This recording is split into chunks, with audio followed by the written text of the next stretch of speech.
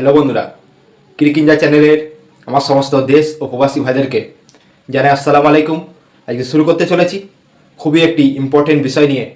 আমাদের ক্রিকেটের একটি খুব বড় একটি খবর নিয়ে আজকে চলে এসেছি আপনাদের সামনে।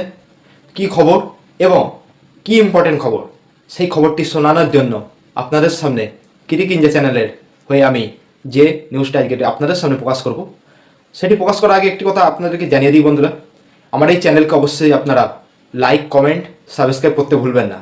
তো চলো বন্ধুরা, শুরু করা যাক। আগে যে বিষয় নিয়ে আলোচনা করবো, সর্বপ্রথম জানিয়ে দিই যে আইপিএল আর বেশি দিন নেই বন্ধুরা।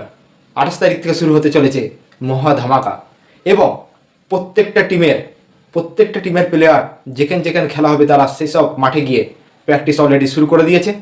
এবং কলকাতা নাইট রাইডার্স, আমার প্রিয় টিম, তারা যা একটি ছন্দে রয়েছে বন্ধুরা। এবং মুজিরাবানি, তার হাইটটা দেখেছেন তো, সেদিনকে কলকাতা এসেছে, তার যা হাইট দেখে হাঁ হয়ে গেছে আমরা ভাই দেখে। তো মুজিরাবানির বলে আশা করি অপোজিট টিমের ব্যাটসম্যানরা প্রতিঘাত হবে এবং উইকেটও ফেলবে। তো আরসিবি টিম ওইদিকে চেন্নাই সুপার কিং, সব এখন একটি নতুন জার্সি এসে গেছে বন্ধুরা, সব জার্সি চেঞ্জ হয়ে গেছে। এবারে পুরো চেকনাই জার্সি, আর খেলাও হবে ওই রকম দুর্ধর্ষ। এবারে স্কোর দেখবে আপনারা 270, 290, মানে চোখ বন্ধ করে উঠে যাবে।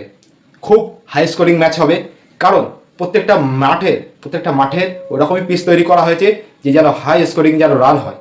তো বন্ধুরা, এইবার আইপিএল হবে একদম জাঁকজমক মতো, আর আইপিএল এবারে খেলা দেখে পুষিয়ে যাবে বন্ধুরা। তো বন্ধুরা চলো, এদিকে আমি যে বিষয় নিয়ে আজকের ইম্পর্টেন্ট বিষয় নিয়ে আলোচনা করব, সেটি হচ্ছে মোহাম্মদ শামিকে নিয়ে এবং শুভমান গিলকে নিয়ে।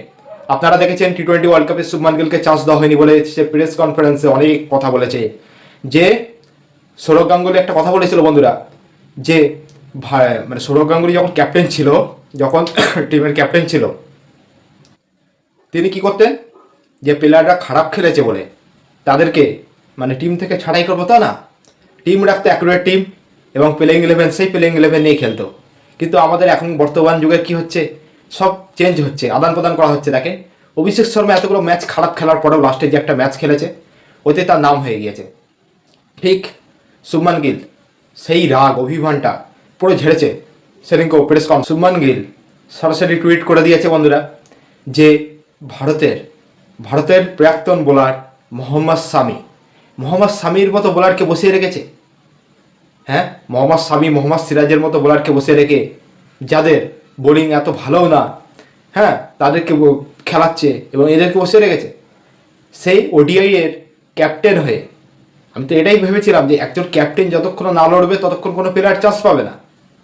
ঠিক তেমনই শুভমান গিলের এই কথাই আশা করি সামনে আফগানিস্তানের, মানে আমাদের আইপিএল শেষ হওয়ার পর আফগানিস্তানের সাথে একটু ওডিআই ম্যাচ আছে, সেখানে মোহাম্মদ শামির খেলার আশঙ্কা খুবই বেশি আছে।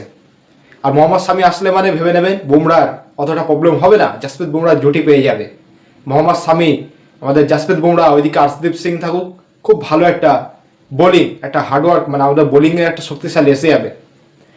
আর আপনারা কি চান, মোহাম্মদ শামি কি দলে ফিরতে, না মোহাম্মদ শামি রিটায়ার নিয়ে নিক? আরে না ভাই না, সেই শামি যে 2023 ওয়ার্ল্ড কাপের নায়ক ছিল।